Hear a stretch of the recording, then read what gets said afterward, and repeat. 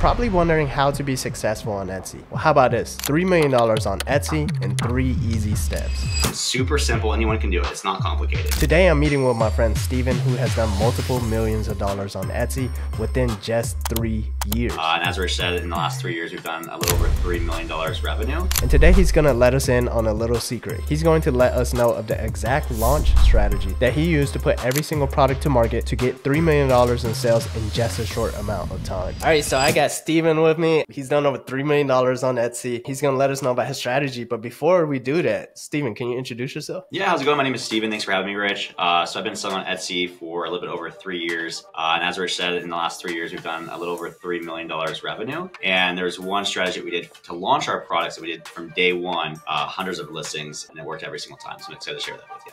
Dope. So 3 steps at 3 million in 3 years. So let's rewind it back a little bit. What were you doing before Etsy, before you got into all of this? Yeah, so I've done a lot. So I don't know a single entrepreneur who's failed as much as myself. So before Etsy, I went to college for engineering. I went all the way to my senior year when I found out that, hey, you can make money online. Dropped out that same day. It might have been because I had a test the next day, but I was like, hey, it's a good excuse to drop out now. Wife was not happy. I failed miserably for the next 3 years. We're kind of on a 3 trend right now. I tried everything. I tried Amazon. I tried Amazon FBA, wholesale arbitrage. I tried drop shipping. I tried courses. I tried you name it. If there's a webinar on Facebook for it, I tried it. And I kind of stumbled onto eventually Etsy. This is during the pandemic, where like the peak of COVID 2020, where everyone was forced to wear face masks. So I launched a face mask business on Etsy. That's when everything kind of exploded for us. We got like 5 sales our first day, like 20 sales the next day, all the way up to like 500 orders a day by day 5. So we went from like 0 to 100, like over the course of 5 days. We were in my garage. So we grew out of my garage to go warehouse, employees, equipment, all within the first 2 months. We were ramped up to about 1,000 orders per day within a few months. But just as fast as it ramped up, that business eventually died. When the mask mandates went away, the business died overnight. We pivoted that to just be a general print shop. We had the equipment, we had the warehouse, we had the employees. So we just started selling general print products. I'm no longer in that business right now, so I'm comfortable with sharing the products. We sold personalized dog collars that you can't get on Printify, which is why we sold it. We sold personalized picture frames and personalized Christmas ornaments. We ramped that business to do the same numbers we were doing with the face masks. So we averaged about $1 million with the face masks, and then for the next 2 years, we averaged about $1 million per year revenue for the next 2 years.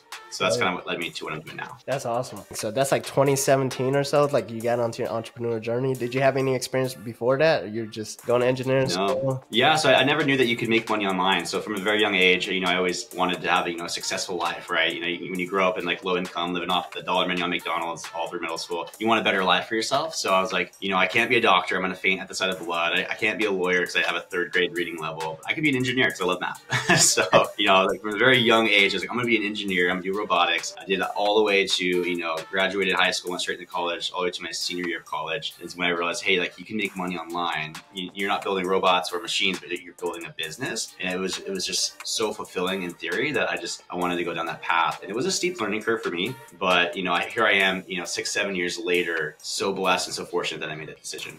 Nice. I love it. So I saw in one of your videos, you had the heat press and the dye sublimation printer in the back. You just told me you guys were doing dog collars because Printify didn't have it. How do you think people should start? Should they start with their own printing equipment or should they start with print on demand? Yeah, that's a great question. So when we first started with the face masks, I did not know about print on demand or Printify or that there was a company out there that would make it for you. I just assumed Etsy is a handmade marketplace. If you wanted to sell face masks, you have to make it yourself. So that was the reason why we went out and got the sublimation printer, the heat press, the polyester masks, and we just went down that direction to where it kind of almost like forced my hand that route. Where then when that business died, now hey, we have equipment, we have a lease for the next 12 months, we have employees, so it just kept going down that route. If I were to start over, I would have 100% with a print-on-demand company. There's so many people that we know personally that like when you talk profits at the end of the year, their print-on-demand, I was in-house and I was like, it was pretty much the same because they had 0 overhead, they had no employees, they had no.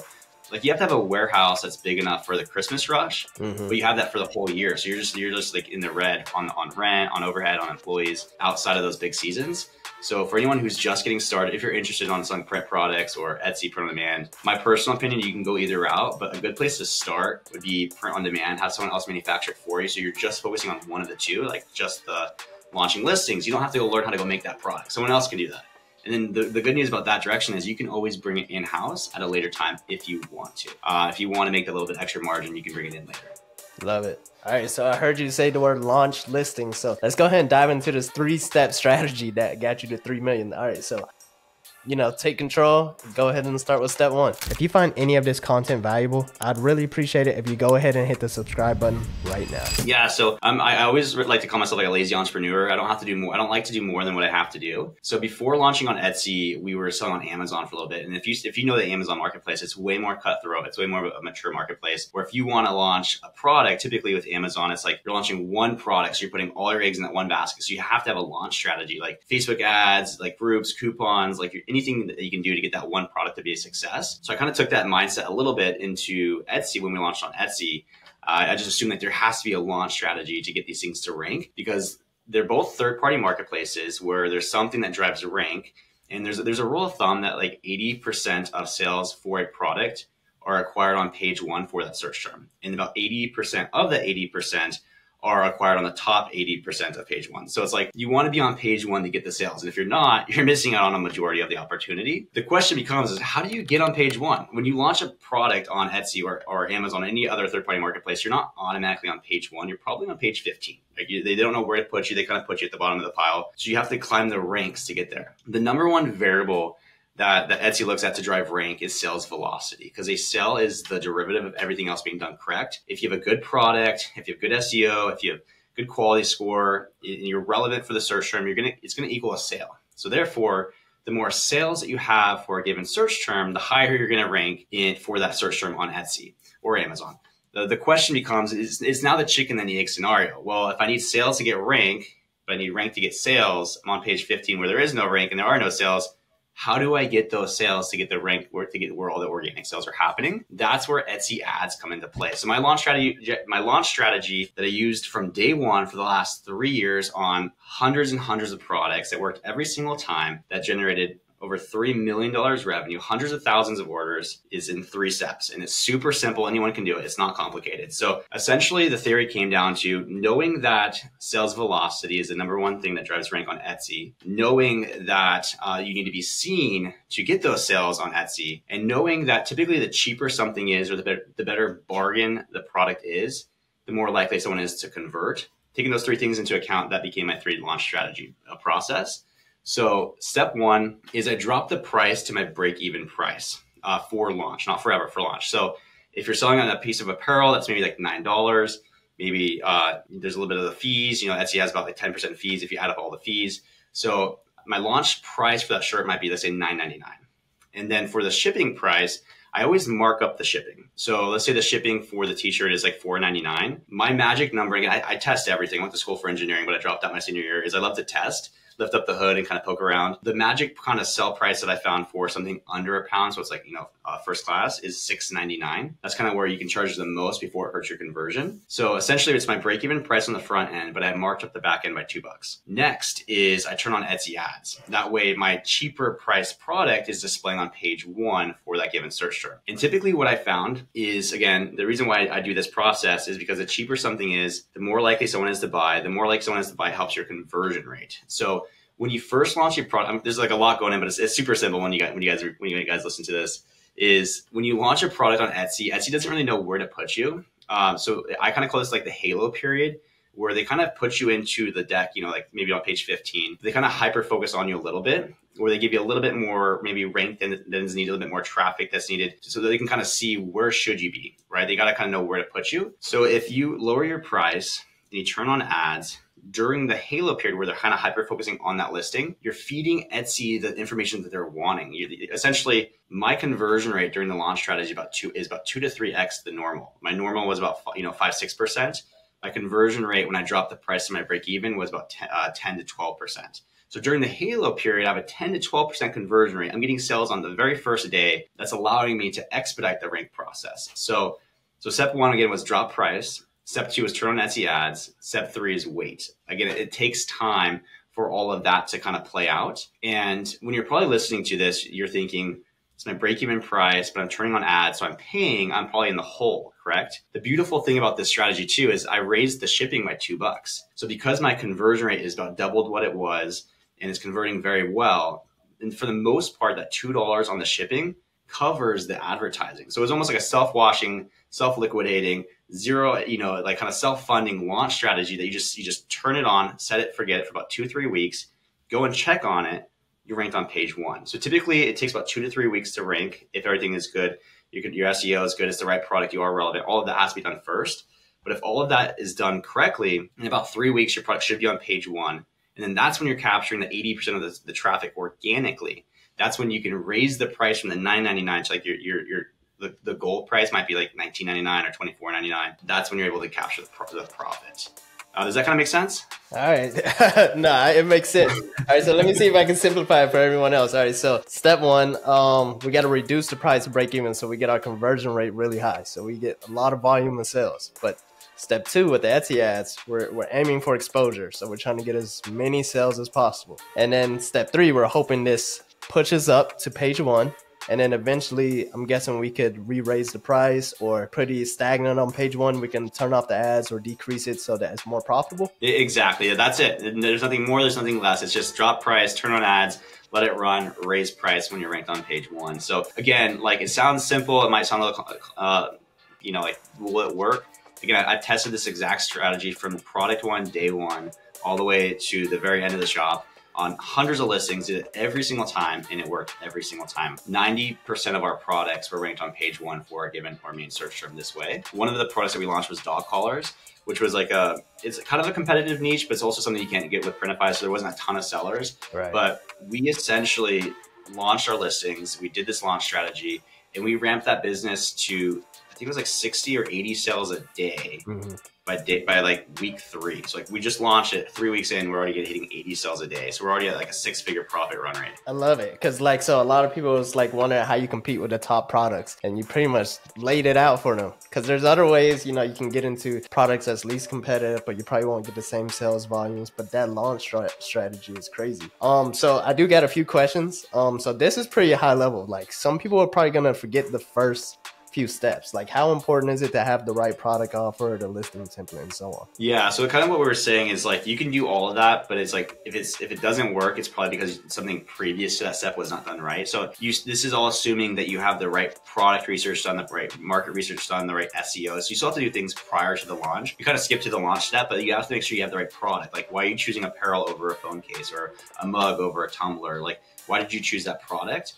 And then once you choose the product, why did you choose that design specifically? Was it a design that you think is cute, or a design that you like, or is it like because the market research told you so, right? So you have to choose a product that's going to sell with a design that's trendy or relevant today, with a listing that compels, you know, them to want to buy. Then you do this launch strategy, and then it's going to work every single time. Nice. All right, so let's dive into HelloCustom. So how important is personalization on top of all of this? Is it helping with the conversions? Is it making you, you know, go into a field that's less competitive, or how does personalization help? Yeah, if we were to say the number one thing that made me $3 million on Etsy, just kidding. It's probably the personalization, to be honest. It was that was something we did from the very beginning. We launched the masks, it died. We kind of were like, hey, we got to revamp our business. What do we want to do? So we kind of paused everything. So we had a lot on the line. We had like a lease, we had equipment, we had employees. We didn't want to just like dive in. We had to make sure we did it right the first time. And one thing that we saw was like personalized products on Etsy is what was doing the most volume, right? It's like Etsy is a giftable marketplace. And if you typically a personalized product is a better gift. It was also something that I would say 99% of people selling print products on Etsy was not doing, because it was just slow, manual, took extra work, lower margins. You can make sales without it. Therefore, it was an opportunity to kind of stand above the competition. The way that I looked at it was, you know, I'm not a graphic designer. We're all selling on Etsy, so we're all selling on the same marketplace, right? Mm-hmm. And for people who are using like Printify or Printerman, like you guys are all using the same provider, Printify. You guys all have access to the same products, maybe apparel, mugs, etc., with the same quality, the same lead times, the same price point. So it's like the playing field is even. So the only thing that you have in your control to stand above the competition without just like dropping your prices is the design. But I'm not a graphic designer in any way, shape, or form. I still use Canva to design everything. So the easiest way for me to elevate the value of the design was just to add a layer of personalization. Like the basic design, Samantha, 2024, it's more perceived value, and then therefore our product sold that much more. I like to give the quick example. I say this every single time when someone says, do I have to sell personalized products? And I was like, well, answer this. I do the would you rather game. Like if there are 2 mugs in front of you, the exact same quality, price, they both said, you know, world's best mom on it, but one said like your name in the year, which one would you buy your mom for Mother's Day? Oh, the name of the year. Come on. Yeah, the one with like your name on it, right? It's a higher value product. So that's how we got more sales to our products in the competition, is by adding that layer of personalization. The downside of personalization, though, so that's all like the benefits of personalization. You stand above the competition, high perceived value, it converted, it helped our conversion rate, etc. The downsides to personalization was it was slow, it's manual, it's tedious, it's error prone. You know, when you hire holiday workers, you know, for the season, they're spelling Steven with a V, or, you know, they're just misspelling names, right? So we had bags and bags and boxes of just throwaways after every single season. To eventually, I was like, there has to be something out here to just like help in the process of personalization, because I know I need it. I know it's helping our business, but it's so painful. So there was nothing. So the pain point was big enough that we went out and built the tool. So we went out and built HelloCustom, which essentially uses AI to automate the whole process. So it's just as passive as print on demand is. So essentially, when a personalized product is sold on Etsy, HelloCustom uses AI to read the personalization request for that product. Like, can the name be Steven and the date be 2024? It reads that, it goes and grabs the graphic for that product, dynamically personalizes it using the correct font, color, placement, you know, the exact personalization, displays it for your approval first, because AI is not perfect, so we ask for your manual human approval. And you just hit one button, approve, and then it goes over to Printify, creates the product and fulfills it, brings tracking back over to Etsy, marks as complete when it's shipped. So it's like it automates the whole process that normally took 5 to 10 minutes with a single click of a button. So that's kind of what HelloCustom is and what we're doing today. I love it. I love it. You found out a design solution whenever, because you're not even a designer, so you have problems with that. I do want to hear though, what was the process like those first few orders? Like, how were you managing the dates and the name?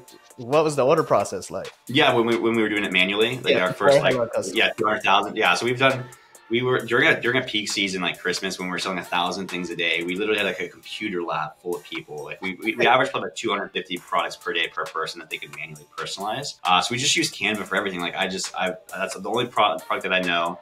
It's really user friendly. So it essentially we just use Canva with a bunch of folders. We use like little tags at the end of our titles. So it'd say, okay, this one ends in C010. So they would go open C010 folder, grab it, just change it manually, click on publish, download, PDF, CMYK, print, export, next. So there was just like, it was like 10 steps. And that's because we did the product ourselves. If you were doing Printify, you'd have to take that graphic, then go to Printify, update the order, plug it in, save it, publish it. So there's a few steps manually in the back end if you weren't making your own products. And man, you can already hear the difference in the struggle from that compared to like what you just said with HelloCustom. Yeah, it's literally a click of a button. We have families. What's so cool about this is we're at a point now. So we've been live for like 6 months. So we've had enough like use cases where it's like we're actually seeing like the impact of people using it. And like we have this one lady who came on our channel. Her name's April. She's like a stay-at-home mom who just found about Etsy. She ended up making like she's gonna make $1 million revenue in her first 12 months. Like she ran from like 10,000, and then I think she's like 500, and then she started doing personalization, and jumped to 10,000, 20,000, 40,000, and then ramped to Q4 I think 100,000. But she said straight to my face, she's like, if it was not for you, HelloCustom, making it so easy, I would have never done personalization. And if I would have never done personalization, I would have never found this level of success on Etsy. And then if I would never had this level of success, it would not change my family's life. She's like, you changed my family's life. Like that is the coolest thing in the world. Yeah. That we've made a tool that allows people to take advantage of an opportunity of personalization to have all the benefits, but still automating everything. I love it. So her first year and she's doing $1 million in sales. What do you have to say to like all the naysayers? Because there's a lot of people who come on here and it's like, you know, sometimes we can only do our best to put out the positive information, our own testimonies, how much sales we've done. But like every once in a while, there's someone trying to knock someone else for trying because like they failed. What do you have to say about, you know, all of that? Yeah. So like if you are a naysayer, this is not the right place for you. If people are naysaying to you, you gotta just like filter those things out. So like, I don't know how many times I've been told nay. Like again, like I failed for 3 years, 10 different businesses, tens of thousands of dollars. Like before my Etsy business, I tried and I failed, I tried and I failed, tried and I failed 10 times. Like how many times do you have to fail before you eventually give up? Like I could have easily gone back to college and finished my degree and had a comfortable life. So it's like, I would just say like, if someone's like watching this and they're slightly motivated or they're still a little bit skeptical, you know, like, I don't know anyone who's failed as much as I have. Therefore, if I was able to find success in this, like 100% you should be able to find success in this. But I'm also super skeptical too. Like I don't like to make decisions based on emotion. I like to see the data, the numbers, the results, experience, examples, and things like that. Where Like I used to like 100%, if you asked me 12 months ago, which is why like we're launching products you can't get on Printify, is like apparel is saturated, it's overrated. Like I would never recommend anyone to sell apparel. And then here you go, you see like April launching her print-on-demand shop literally like 6 months ago, and she's already hitting like $40,000 months, and it's like mostly apparel. Or we know people who are launching shops and they're like making like they're in their early 20s. You know, they're still in college, and they're like, yeah, dude, I got like $250,000 in my bank because I have like a couple Etsy print-on-demand shops selling apparel. So it's like there's people who are doing it today that are like no different than you and I, that have no experience beyond just like the sweat equity that it took to watch this YouTube video and go put into practice in real life. It's just, it blows my mind every single day. So it's like if you're looking for, I guess, negativity, you're gonna find negativity. If you're looking for reasons not to do it, you're gonna find reasons to not to do it. But if you flip the script and you look for reasons to do it, there's probably way more reasons to do it, way more examples to do it that justifies this opportunity that we have of, again, selling print on demand on a marketplace like Etsy. I genuinely think, as someone who has done them all, I've done them all literally, and I've failed at almost every single one of them. I genuinely feel like today the most viable way to make money online is by doing print on demand. Like I genuinely feel like this is the opportunity right now. It might not be 10 years from now, but I think for right now, this is the most like lowest barrier to entry, probability for success, way to make money online for a first-time entrepreneur. I can say that full-heartedly. Well said. I was gonna ask you to leave some last words of motivation, but I feel like the video could almost cut off. You want to add anything else? Yeah, I mean, again, like you just have to get started. So I know there's I was the same way too. It's like I feel like 80% of the people watching this, like they haven't started, maybe 20% have started. So my biggest motivation for the people who are like on the fence getting started, like just get started. This is, again, such a low barrier to entry opportunity. There's so many resources out there, you know, like Rich has a channel, I have a channel where we teach all this information from our personal experience for free. But don't get stuck in that kind of wheelhouse of just watching and learning. You have to take the action. So my advice to everyone watching this is like, go take some action today, and you'll be grateful. All right, let the people know where they can follow you at, Steve. Yeah, so my YouTube channel is called HelloCustom, and then our software is called HelloCustom.io. So those are two places where you can find me. All right, dope. Appreciate you. Yeah, of course. Thanks for having me. Really appreciate it.